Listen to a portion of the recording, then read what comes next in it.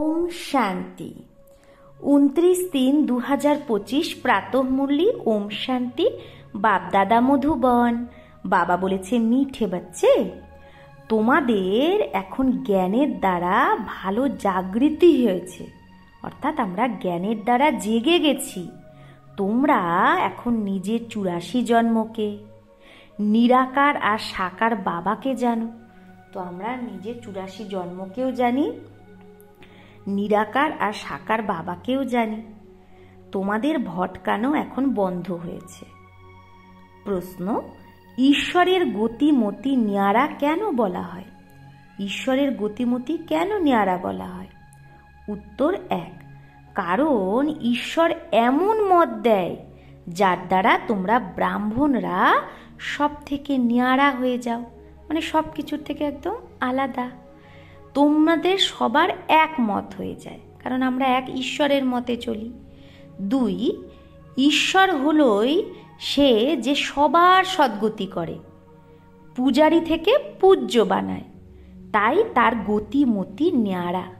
তাহলে এক বাবাই যখন সবার সদ্গতি করে, তাহলে তো তার গত মত মানে তার গতি, তার মতি, তার মত আর কি আলাদাই হবে সবার থেকে, যেটা তোমরা বাচ্চারা ছাড়া কেউ বুঝতে পারে না। তো বাবার গত মত আমরাই একমাত্র বুঝতে পারি, তাই আমরাও বাবার মতো বাবার শ্রীমতে চলে আমরাও সবার থেকে ন্যাড়া হয়ে যাই, মানে ডিট্যাচ। মানে দুনিয়ায় এতদিন যে মতে আমরা চলতাম, সেই মত থেকে আমরা এখন অন্য মতে চলি, মানে বাবার শ্রীমতে। ওম শান্তি। তোমরা বাচ্চারা জানো, বাচ্চাদের যদি শরীর ভালো না থাকে তো বাবা কি বলবে? ভালে শো যাও, শুয়ে থাকো, এতে কোনো হর্জা নেই, এখানে কোনো ব্যাপার না। কারণ সিকি রাধে বাচ্চে হে, তোমরা তো হারিয়ে যাওয়া বাচ্চা, 5000 বছর পরে আবার এসে মিলেছ। কাকে পেয়েছো তোমরা? বিহদের বাবাকে। এটাও তোমরা বাচ্চারাই জানো, যার নিশ্চয় আছে যে হ্যাঁ, বরাবর আমি বেহদের বাবাকে পেয়েছি। কারণ বাবা হয় দুটো, একটা হদের বাবা যে শরীরের বাবা, আর একটা বেহদের বাবা আত্মার বাবা। দুঃখে কিন্তু সবাই বেহদের বাবাকেই ইয়াদ করে, সত্যযুগে এক লৌকিক বাবাকেই ইয়াদ করে। কারণ সত্যযুগে তো আর আমাদের তখন শিব বাবা থাকবে না, তখন যে শরীরের বাবা লৌকিক বাবা তাকেই ইয়াদ করবে, কারণ সেটা হলো সুখধাম। লৌকিক বাবা তাকে বলা হয় যে এই লোকে জন্ম দেয়, মানে এই স্থূল বতনে। পারলৌকিক বাবা তো একবারই এসে তোমাদের নিজের বানায়। কখন আসে বাবা? সঙ্গমে। পারলৌকিক বাবা তো তোমরা থাকতেও অমর লোকে সেই বাবার সাথেই, আমরা তো বাবার সাথেই থাকতাম না, যাকে পরলোক বলে, পরম ধাম বলে, সেটা হলো পরেতে পরে ধাম, মানে অনেক ওপরে। স্বর্গকে পারেতে পারে বলে না, কেন? কারণ স্বর্গ তার উপরে নেই, স্বর্গ নিচেই ছিল, এই পৃথিবীতেই ছিল। স্বর্গ নরক এখানেই হয়, এই স্থূলবতনেই হয়। নতুন দুনিয়াকে স্বর্গ বলে আর পুরানো দুনিয়াকে নরক বলে। এতদিন আমরা জানতাম না যে স্বর্গ উপরে থাকে, কিন্তু স্বর্গ উপরে থাকে। এখন এটা হলো পতিত দুনিয়া, ডাকেও না হে পতিত পাবন এসো, সত্যযুগে এরকম বলে না। যখন থেকে রাবণ রাজ্য শুরু হয় তখনই আমরা পতিত হই। তো একে বলে 5 বিকারের রাজ্য। এখন কি রাজ্য চলছে? রাবণ রাজ্য। সত্যযুগে হলো নির্বিকারী রাজ্য। ভারতের কত জবরদস্ত মহিমা! কি মহিমা? ভারতকে স্বর্গ বলা হয়, কিন্তু বিকারী হওয়ার কারণে ভারতের মহিমাকেও মানুষ জানে না। ভারতই তো সম্পূর্ণ নির্বিকারী ছিল যখন এই লক্ষ্মীনারায়ণ রাজ্য করত। এখন সেই রাজ্য আর নেই। সেই রাজ্য গেল কোথায়? এটা পাথর বুদ্ধি মানুষ জানে না। আর সবাই নিজের নিজের ধর্মস্থাপককে জানে, তাই না? ইসলাম ধর্ম, খ্রিস্টান ধর্ম, বৌদ্ধ ধর্ম, সবাই নিজের নিজের ধর্মস্থাপককে জানে। এক ভারতবাসী যারা নিজের ধর্মকে জানে না, আর না ধর্মস্থাপককে জানে। তো ভারতবাসীরা নিজেদের কি বলে দিচ্ছে? হিন্দু। কিন্তু হিন্দু বলে তো কোনো ধর্ম নেই, আর হিন্দু ধর্ম কে স্থাপন করেছে সেটাও জানে না। তো বাবা বলছে আমরা আসলে আদি সনাতন দেবী দেবতা ধর্মের, যে ধর্ম শিব বাবা স্থাপন করে। তো অন্য ধর্মের মানুষরা কিন্তু জানে যে যে তাদের ধর্ম কবে স্থাপন হয়েছে, তারা ধর্মটাকে জানে, কিন্তু তার সেই ধর্মটা আবার কবে স্থাপন হবে সেটা আবার তারা জানে না। আমরা জানি 5000 বছর পরে। শিখরা এটাও জানে না যে আমাদের শিখ ধর্ম প্রথমে ছিল না, গুরু নানক এসে স্থাপন করেছে, তো নিশ্চয় ফির সুখধাম में नहीं रहेगा, तभी गुरु नानक आकर फिर स्थापन करेंगे। তো বাবা বলছে গুরু নানক এসে যখন ধর্ম স্থাপন করেছে তার মানে নিশ্চয়ই তখন সুখধাম ছিল না, সুখধাম হলে তো তখন ধর্ম স্থাপনের ব্যাপারই নেই, তবেই তো গুরু নানক এসে আবার স্থাপন করবে। তাহলে ওয়ার্ল্ডের হিস্ট্রি জিওগ্রাফি কি হয়? রিপিট হয়। তাহলে গুরু নানক যখন এসে স্থাপন করেছিল ধর্ম, আবার 5000 বছর পরে সেই সময় এসে আবার সেই শিখ ধর্ম স্থাপন করবে।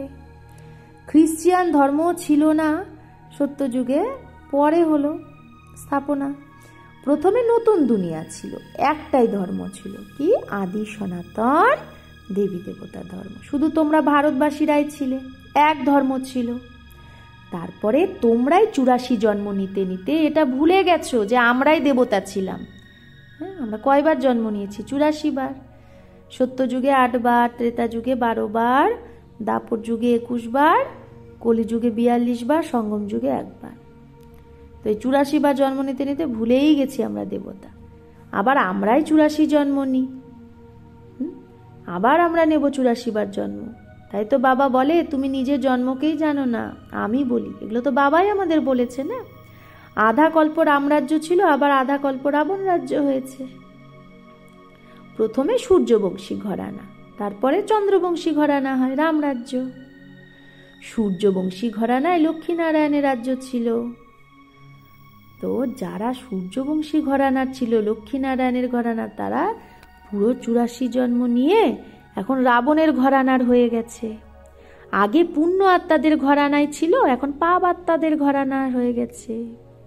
84 জন্ম নিয়েছে, কিন্তু মানুষ কি বলে দেয়? 84 লাখ। এখন 84 লাখ হলে কে বসে বিচার করবে? তাই কোনো বিচার চলেই না। এখন তোমাদের বাবা বোঝায়, তোমরা বাবার সামনে বসে আছো, নিরাকার বাবা আর সাকার বাবা, দুজনেই ভারতে নামি গ্রামী। গায়ও না, কিন্তু বাবাকে জানেই না, সবাই অজ্ঞান নিদ্রায় ঘুমিয়ে আছে। জ্ঞানের দ্বারাই তো জাগৃতি হয়। রোশনি মেয়ে, আলোতে মানুষ কখনো ধাক্কা খায় না, অন্ধকারে ধাক্কা খায়। ভারতবাসী পূজ্য ছিল, এখন পূজারী। লক্ষ্মীনারায়ণ পূজ্য ছিল না, তো তাহলে লক্ষ্মীনারায়ণ কার পূজা করবে? ওরা তো নিজেরাই পূজ্য ছিল, তখন ওরা পূজা করবে? নিজের চিত্র বানিয়ে তো নিজে পূজা করবে না, তখন তো ওরা চৈতন্যই লক্ষ্মীনারায়ণ ছিল। তাই তোমরা বাচ্চারা জানো আমরাই পূজ্য ছিলাম, আবার আমরাই পূজারী কি করে হই? এই কথা আর কেউ বুঝতে পারে না, বাবাই বোঝায়। তাই বলেও ঈশ্বরের গতমত ন্যারি আলাদা। এখন তোমরা বাচ্চারা জানো বাবা আমাদের সারা দুনিয়ার থেকে গতিমতি ন্যারি করে দিয়েছে আলাদা। সারা দুনিয়ায় তো অনেক মত মতান্তর, আর এখানে তোমাদের ব্রাহ্মণদের হলো এক মত। আমাদের কি এক মত না? ঈশ্বরের মত আর গত। গত অর্থাৎ সদ্গতি, গতি মানে সদ্গতি বাবা দেয়। সদ্গতি দাতা এক বাবাই। গায়ও না সবার সদ্গতি দাতা রাম, কিন্তু বোঝে না যে রাম কাকে বলে। বলে যেদিকেই তাকায় রামই রাম, একে বলা হয় অজ্ঞান অন্ধকার। অন্ধকারে দুঃখ, আলোতে সুখ। অন্ধকারেই ডাকে না মানুষ। তো বন্দগি করা, বন্দনা করা মানে বাবাকে ডাকা। ভিক্ষা চায় না, তাই ভিক্ষা চায় ভক্ত হলে, ভগবান আমাকে এটা দাও ওটা দাও। দেবতাদের মন্দিরে গিয়ে কি চায়? ভিক্ষাই তো চায়। কিন্তু সত্য যুগে ভিক্ষা চাওয়ার কোনো দরকারই নেই। ভিখারিকে ইনসলভেন্ট বলা হয়। ভিখারি ভিখারি মানেই কি, সে পতিত হয়ে গেছে। সত্যযুগে তোমরা কত সলভেন্ট ছিলে, তাকে বলা হয়, তাদের বলা হয় সলভেন্ট। ভারত এখন ইনসলভেন্ট হয়ে গেছে, এটাও কেউ বোঝে না। কল্পের আয়ু উল্টা সুল্টা লিখে দিলেই মানুষের মাথায় ঘুরে গেছে। কল্পের আয়ু কি লিখেছে? লাখ লাখ বছর, কিন্তু কল্পের আয়ু কত? 5000 বছর। বাবা খুব ভালোবেসে বোঝায়। কল্প আগেও বাচ্চাদের বুঝিয়েছিল যে আমি পতিত পাবন, বাবাকে ইয়াদ করো তো তুমি পাবন হয়ে যাবে। পতিত কি করে হয়েছ? বিকারের খাত পড়ে গেছে। সব মানুষের মধ্যে এখন জং ধরে গেছে আত্মার মধ্যে। এখন সেই জং বেরোবে কি করে? বাবা বলছে মুঝে ইয়াদ করো। দেহ অভিমান ছেড়ে দেহি অভিমানী হও, মানে প্রত্যেকটা সময় নিজেকে আত্মা ভাবো, নিজেকে আত্মা ভাবো। প্রথমে তোমরা হলে আত্মা, তারপরে তো শরীর নাও। আত্মা তো অমর, শরীর মৃত্যু হয়, শরীরের মৃত্যু হয়, আত্মার তো হয় না। সত্যযুগকে বলা হয় অমর লোক, কলিযুগকে মৃত্যু লোক। দুনিয়া এটা কেউ জানে না যে অমর লোক ছিল, আবার সেটা মৃত্যু লোক হলো কি করে। অমর লোক মানে যেখানে অকাল মৃত্যু হয় না। কেন সত্যযুগে সবার একটা ফিক্স আয়ু থাকে না, গড়ে 150 বছর আয়ু, তো অকাল মৃত্যু হয় না, সেখানে আয়ুও বড় থাকে। সেটা হলোই পবিত্র দুনিয়া। তোমরা হলে রাজ ঋষি, ঋষি পবিত্রকে বলা হয়। তোমাদের পবিত্র কে বানায়? তো উनको বানাতে হে শঙ্করাচার্য। ওদের তো শঙ্করাচার্য বানায়, আর তোমাদের বানায় শিবাচার্য, আমাদের আচার্যকে, গুরুকে, শিব। তো শিব বাবা তো কোথা থেকে কোনো কিছু পড়েনি না, শিব বাবা ব্রহ্মা দ্বারা তোমাদের পড়ায়। শঙ্করাচার্য তো গর্ভ থেকে জন্ম নিয়েছে, कोई ऊपर से अवतरित नहीं हुआ, সে তো আর উপর থেকে অবতরিত হয়নি। কিন্তু শিব বাবা তো ব্রহ্মা বাবার তনে প্রবেশ করে, আসে যায়, মালিক। जिसमें चाहे उनमें जा सकते हैं, যার মধ্যে চায় তার মধ্যেই যেতে পারে, বাবা তো মালিক। বাবা বোঝায় আমি কারো কল্যাণ করার জন্য কারো মধ্যে প্রবেশ করে যাই, তার দ্বারা বলি, কাউকে জ্ঞান শোনাই। আমি তো আসি পতিত তনেই না, অনেকের কল্যাণ করি। বাচ্চাদের বাবা বোঝায় মায়াও কম না, কখনো কখনো ধ্যানে মায়া প্রবেশ করে উল্টা সুল্টা কথা বলায়, তাই বাচ্চাদের খুব সামলাতে হবে। অনেকের মধ্যে যখন মায়া প্রবেশ করে তো বলে আমি শিব, আমি অমুক। মায়া খুব শয়তান। সমঝদার যে বাচ্চা সে তো ভালোভাবে বুঝে যাবে যে এটা কি প্রবেশ করেছে ওর মধ্যে, শিব বাবা প্রবেশ করেনি, না মায়া প্রবেশ করেছে। শরীর তো শিব বাবার ফিক্স, শিব বাবা তো ব্রহ্মার তনেই আসবে। তো কেউ যদি বলে আমার মধ্যে শিব এসেছে, তো সেটা ভুল। বাবা বলে যে তার মানে যে সমঝদার সে বুঝে যাবে এর মধ্যে মায়া প্রবেশ করেছে।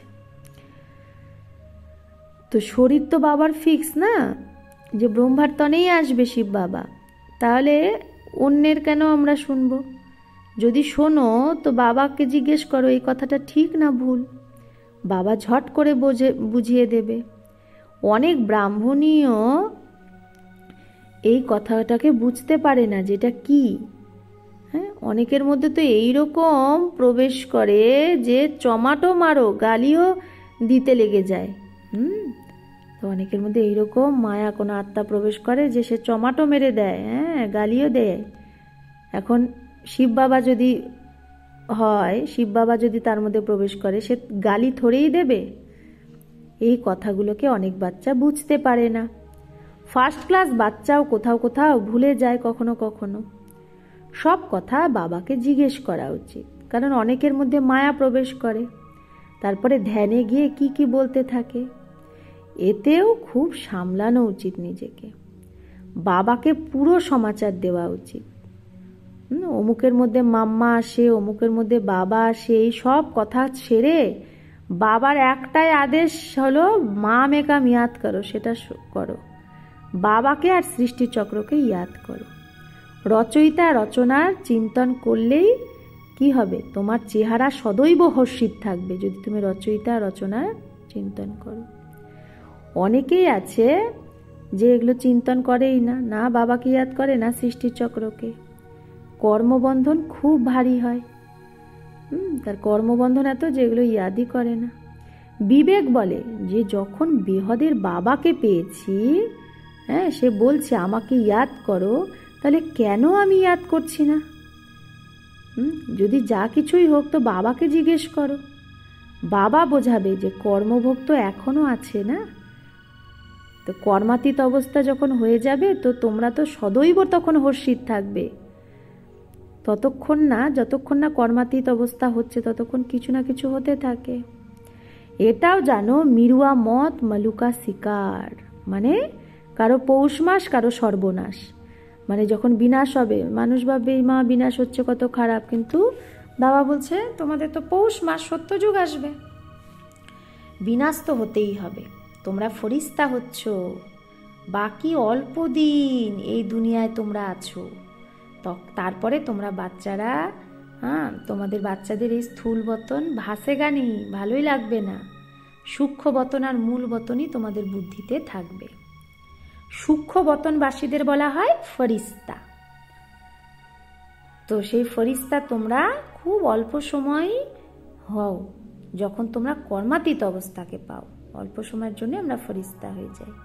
সূক্ষ্ম বতনে হাড় মাংস কিচ্ছু থাকে না, তো হাড় মাংসই নেই, এতে বাকি কি থাকবে? শুধু সূক্ষ্ম শরীর থাকে সেখানে। তো সূক্ষ্ম বতনে এরকম না যে নিরাকার হয়ে যায় আমরা, না, সেখানে সূক্ষ্ম আকার থাকে, লাইটের শরীর সাদা। সেখানের ভাষা মুভি চলে, মানে ইশারায় কথা হয়, আত্মা আওয়াজ থেকে উপরে যায়। তো তাকে বলা হয় সাটল ওয়ার্ল্ড, সূক্ষ্ম বতন। সাদা আকাশকে সূক্ষ্ম আওয়াজ হয়, ইশারা। আর এখানে হলো টকি, এই স্থূল বতনে, আর সূক্ষ্ম বতনে মুভি, আর তার উপরে ব্রহ্মলোকে কি মূল বতনে সাইলেন্স। এখানে তো টক চলে, কথা চলে, তাই টকি ওয়ার্ল্ড। এগুলো হচ্ছে ড্রামার বানা বানায়া পার্ট। এই পরম ধামা হলো সাইলেন্স, আর সূক্ষ্মবতন মুভি, আর এটা হলো টকি। এই তিন লোকটাকেও যদি ইয়াদ করে, এরকম খুব কম বাচ্চাই আছে যে তিন লোককে ইয়াদ করে, এই যে স্থূলবতন, সূক্ষ্মবতন আর মূলবতন। বাবা বোঝায় বাচ্চা সাজা থেকে মুক্ত হওয়ার জন্য কম করে 8 ঘন্টা কর্মযোগী হয়ে কর্ম করো। কম করে 8 ঘন্টা কর্মযোগী হয়ে কর্ম করো বাবার ইয়াদে, যদি সাজা থেকে মুক্ত হতে চাও। 8 ঘন্টা আরাম করো, আর 8 ঘন্টা বাবাকে ইয়াদ করো। তাহলে দেখো, 8 ঘন্টা কর্ম করতে হবে, সে কর্মের মধ্যেও বাবাকে ইয়াদ করতে হবে, কর্মযোগী। 8 ঘন্টা আরাম করো, আবার 8 ঘন্টা বাবা বলছে বাবাকে ইয়াদ করো, সেটা মানে খাস বসে। এই প্র্যাকটিসের দ্বারাই তোমরা পাবন হয়ে যাবে। नींद करते हो वो कोई बाप की याद नहीं है, বাবা যে তুমি ঘুমাচ্ছ ওটা কোনো বাবার ইয়াদ না। এরকমও যেন কেউ না ভাবো যে আমি তো বাবার বাচ্চাই, তাহলে বাবাকে আবার ইয়াদ কেন করব। না, বাবা তো বলে আমাকে পরম ধামে ইয়াদ করো, নিজেকে আত্মা ভেবে আমাকে ইয়াদ করো। যতক্ষণ যোগ বলের দ্বারা তোমরা পবিত্র হবে না, ততক্ষণ ঘরেও তোমরা যেতে পারবে না, মানে পরম ধাম। পবিত্র না হলে যেতে পারবো না, না হলে সাজা খেয়ে যেতে হবে। সূক্ষ্ম বতন মূল বতনেও যেতে হবে, হ্যাঁ, তারপরে আসতে হবে স্বর্গে। হ্যাঁ, সূক্ষ্ম বতন হয়েই তো আমরা মূল বতন যাব, তারপরে আসবো সত্যযুগে। বাবা বোঝায় আগে গিয়ে, হ্যাঁ, যত দিন যাবে খবরের কাগজেও তোমাদের, হ্যাঁ, এগুলো খবর পড়বে। এখন তো অনেক টাইম আছে, এত বড় রাজধানী স্থাপন হবে। সাউথ, নর্থ, ইস্ট, ওয়েস্ট ভারতের কত আছে, এখন খবরের কাগজ দ্বারাই আওয়াজ বেরোবে। বাবা বলে আমাকে ইয়াদ করো তো তোমার পাপ কেটে যাবে। ডাকেও হে পতিত পাবন লিবারেটার, আমাকে দুঃখ থেকে মুক্ত করো। বাচ্চারা জানে ড্রামা প্ল্যান অনুসারে বিনাশও হবে, এই লড়াইয়ের পরে আবার শান্তি শান্তি হবে, সুখধাম হয়ে যাবে। তো এই লড়াইয়ের পরে শান্তি শান্তি হবে, সুখধাম হয়ে যাবে, সারা উথাল পাথাল হয়ে যাবে। এই লড়াইয়ের পরে কে যাবে? সারা উথাল পাথাল। সত্যযুগে হয়ই এক ধর্ম, কলিযুগে অনেক ধর্ম, এটা তো যে কেউ বুঝতে পারে। সব থেকে প্রথমে আদি সনাতন দেবী দেবতা ধর্ম ছিল, যখন সূর্যবংশী ছিল, তো তখন চন্দ্রবংশী ছিল না। আবার যখন চন্দ্রবংশী হয় তখন সূর্যবংশী থাকে না। পরে এই দেবী দেবতা ধর্ম প্রায় লোপ হয়ে যায়, পরে অন্য অন্য ধর্মের আসে সব। যতক্ষণ না তাদের সংস্থা বৃদ্ধি পায় ততক্ষণ থোড়েই মানুষ জানে। যখন তাদের সংখ্যা বৃদ্ধি পায় তখনই সেই ধর্মের নাম বলা হয়। এখন তোমরা বাচ্চারা সৃষ্টির আদি মধ্য অন্তকে জানো। তোমাদেরকে জিজ্ঞেস করে যে সিঁড়িতে শুধু ভারতবাসীদের কেন দেখিয়েছ, তো তোমরা বলো এই পুরো খেলাটা, হার জিতের খেলাটা ভারতেই আছে। কারণ ভারতেই তো পুরো হার জিতের খেলা হয় না, 84 জন্মের খেলাটা। বাকি অন্যান্য দেশ তো পরে আসে। আধা কল্প তাদের পার থাকে দেবী দেবতাদের, বাকি দাপর কলিযুগে অন্য সব ধর্ম আসে। তো গোলার মধ্যে মানে সৃষ্টি চক্রের পুরো নলেজটাই আছে। গোলাটা তো খুব ফার্স্ট ক্লাস চিত্র। সত্যযুগ ত্রেতায় শ্রেষ্টাচারী দুনিয়া, দাপর কলিযুগে ভ্রষ্টাচারী দুনিয়া। এখন তোমরা আছো সঙ্গমে, এটা জ্ঞানের কথা। এই 4 যুগের চক্র কি করে ঘোরে এটা কেউ জানে না। সত্যযুগেই লক্ষ্মীনারায়ণের রাজ্য থাকে। তো এরাও কি আগে জানতো যে সত্যযুগের পরে ত্রেতা হবে? যখন লক্ষ্মীনারায়ণের রাজ্য থাকবে তো লক্ষ্মীনারায়ণ কি জানবে যে এরপরে ত্রেতা যুগ আসবে, আবার ত্রেতার পরে আবার দাপর কলিযুগ আসবে? এগুলো কিছুই জানবে না। আর এখানেও মানুষ জানে না এগুলো। বলে সত্য ত্রেতা দাপর কলি, কিন্তু কিভাবে এই চক্রটা চলে এটা কেউ জানে না। তাই বাবা বোঝায় সারা গীতার উপর জোর রাখো, জোর দাও গীতার উপর। সত্যিকারের গীতা শুনলে স্বর্গবাসী হয়। এখানে শিব বাবা নিজে শোনায় আর সেখানে মানুষ পড়ে। গীতাও সব থেকে প্রথমে তোমরাই পড়ো, ভক্তিতেও প্রথমে প্রথমে তো তোমরাই যাও না। শিবের পূজারী প্রথমে তোমরাই হও। তোমাদের প্রথমে প্রথমে পূজা করতে হয়, করো অব্যভিচারী, তাই না? আমরা দাপর যুগে প্রথমে কার পূজা করি? শিবের, অব্যভিচারী এক শিব বাবা। সোমনাথ মন্দির আর কারো শক্তি আছে বানানোর? সেই রাজা বিক্রমাদিত্যই বানিয়েছিল। সে কে ছিল? কৃষ্ণের আত্মাটাই তো। বোর্ডে কত রকমের কথা তোমরা লিখতে পারো। এটাও লিখতে পারো ভারতবাসী সত্যিকারের গীতা শুনলেই সচখণ্ডের মালিক হয়ে যায়।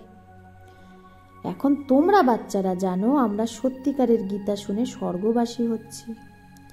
যেই সময় তোমরা বোঝাও মানুষদের তখন বলে হ্যাঁ এটা তো ঠিকই, আর যেই বাইরে যায় সাথে সাথে পুরো জ্ঞানটাই খালাস, সব ভুলে যায়। ওয়াহা কি ওয়াহা রহি, যেরকম ছিল সেরকমই থেকে যায়, সব ভুলে যায়। अच्छा, मीठे मीठे सिकिलधे बच्चों प्रति माता पिता बाप दादा का याद प्यार और गुड मॉर्निंग। रूहानी बाप की रूहानी बच्चों को नमस्ते। हम रूहानी बच्चों की रूहानी माता पिता बाप दादा को याद प्यार गुड मॉर्निंग और नमस्ते नमस्ते नमस्ते। शुक्रिया बाबा, आपको लाख लाख शुक्रिया। ধারণার জন্য মুখ্য সার। 1. রচয়িতা রচনার জ্ঞান চিন্তন করে সদা হর্ষিত থাকতে হবে। রচয়িতা রচনার জ্ঞান চিন্তন করে কি থাকতে হবে? সদা হর্ষিত থাকতে হবে। ইয়াদের যাত্রা দ্বারা নিজের পুরানো সব কর্মবন্ধন কেটে কর্মাতীত অবস্থা বানাতে হবে। ইয়াদের যাত্রা দ্বারা কি করতে হবে? নিজের পুরানো সব কর্মবন্ধন কেটে কর্মাতীত অবস্থা হতে হবে। 2. ধ্যান দিদারে মায়ার অনেক প্রবেশতা হয় এসব ধ্যান ট্যানে, তাই সামলাতে হবে। বাবাকে সমাচার দিতে হবে, দিয়ে রায় নিতে হবে, কোনো ভুল করা যাবে না। বরদান, নিজের শুভ ভাবনা দ্বারা নির্বল আত্মাদের মধ্যে যে বল ভরে সেই সদা শক্তি স্বরূপ ভব। তো নিজের শুভ ভাবনা দ্বারা নির্বল আত্মাদের মধ্যে যে বল ভরে সেই সদা শক্তি স্বরূপ ভব। সেবাধারী বাচ্চাদের বিশেষ সেবা হলো নিজে শক্তিস্বরূপ থাকা আর সবাইকে শক্তিস্বরূপ বানানো, অর্থাৎ নির্বল আত্মার মধ্যে বল ভরা। তার জন্য সদা শুভ ভাবনা আর শ্রেষ্ঠ কামনা স্বরূপ হও। তাহলে নির্বল আত্মাদের মধ্যে বল ভরার জন্য আর নিজের মধ্যে শক্তি স্বরূপ হওয়ার জন্য কি করতে হবে? সদা শুভ ভাবনা শ্রেষ্ঠ কামনা স্বরূপ হও। শুভ ভাবনার অর্থ এটা না যে কারো মধ্যে ভাবনা, কারো প্রতি ভাবনা রাখতে রাখতে তারই ভাববান হয়ে যাও, না তার কথাই ভাবছো, এরকম না, এই ভুল করো না। শুভ ভাবনাও যেন বেহদের হয়, শুধু একজনের জন্য না, সবার জন্য। একজনের প্রতি বিশেষ ভাবনাও লোকসানদায়ক।